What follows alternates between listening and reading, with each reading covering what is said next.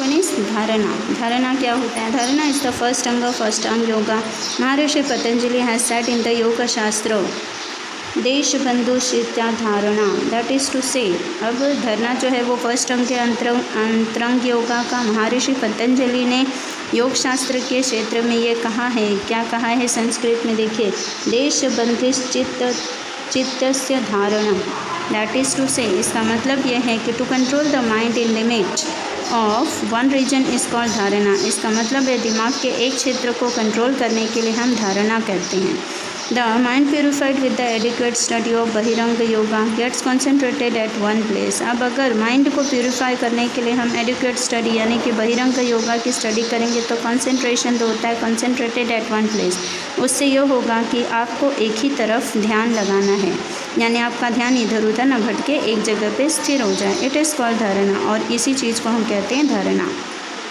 The general meaning of the धारणा is concentration. अब commonly अगर हम इसका मतलब आपको बताएं तो कॉन्सेंट्रेशन होता है। कॉन्सेंट्रेशन यानी अटेंशन, जो टोटली एक ही चीज़ पे फोकस करना, that is concentration. Sadhana to increase the concentration of the mind is called dharana. अब जो कंसंट्रेशन होता है माइंड की तरफ वो बढ़ता है, इंक्रीज होता है धारणा को करने से।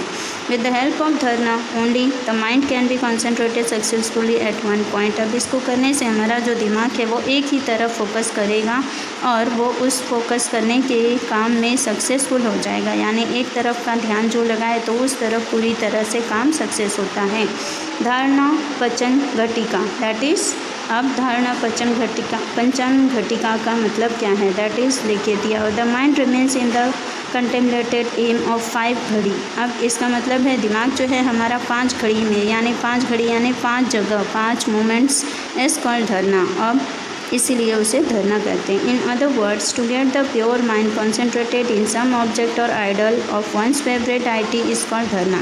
दूसरे शब्दों में अगर हम कहें कि हमारा जो दिमाग होता है 5 जगह भले ही हो, लेकिन किसी एक आइडल, कोई एक ऐसी मूर्ति होती है या एक ऐसा इंसान होता है जो आपका फेवरेट होता है, तो उस फेवरेट व्यक्ति के प्रति हमारा जो ध्यान होता है वो ज़्यादा होता है, तो हम ज़्यादा अटेंटिव रहते हैं, दैट इज़ धारणा।